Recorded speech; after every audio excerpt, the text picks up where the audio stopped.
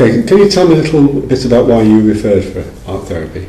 A sense of isolation and sort of alienation from society, and I withdrew really and became very reclusive. James? I'd suffered a couple of breakdowns, but after being made redundant, I hadn't really got a lot out of talking therapies up to then, but the idea of using art to express myself, and express myself through art again, because it's something I'd neglected in my life, and much more creative and productive. So what was it about art therapy in particular that was unique to helping you? I think for me, a chance to sort of externalise what was going on inside. Do you want to talk to us a little bit about the images you've got there? Yes, it's really a sort of sequence, a kind of escape route from some of the oppression and problems that I was suffering as a result of involvement with this church.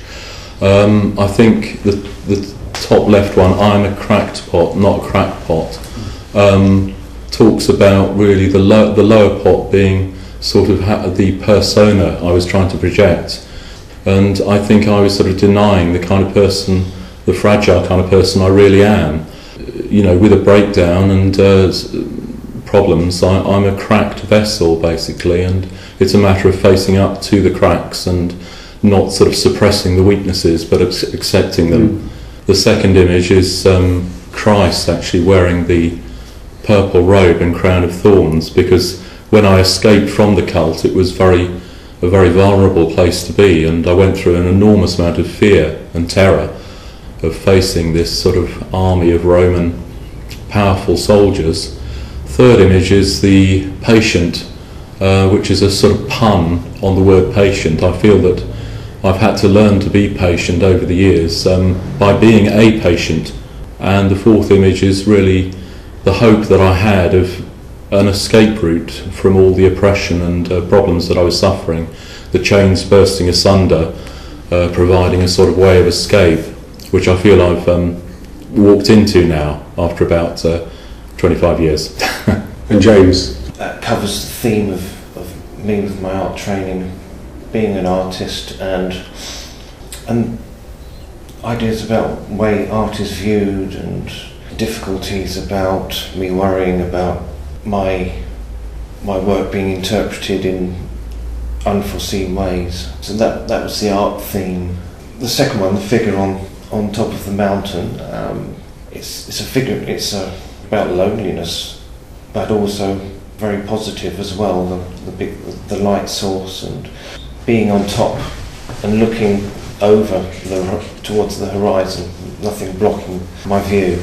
The smallest image is an example of something which happened in my life. Not being a natural teacher, I went into teaching. I managed to get a job teaching an evening class, but I did find it was a lot of pressure.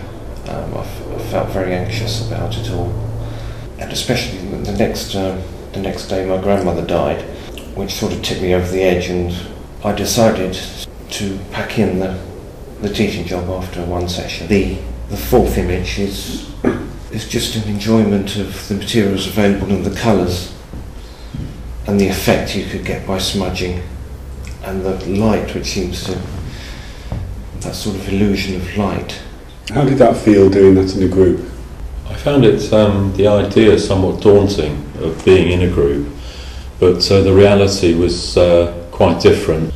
And I thought, I felt being in the group and forming give and take relationships was very helpful to me, because I had, as I say, become alienated in a sense and extremely isolated. Yes, I was a bit daunted by the idea of a group.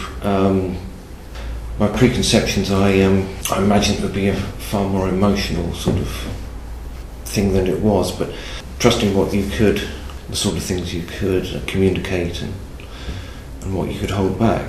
Well, I feel more confident facing life on a day-to-day basis. It's almost a case of going moment by moment for me. I had suffered a major loss of confidence, and I feel that my confidence has somewhat returned. It's very satisfying to sort of look back and see I really have changed and been helped.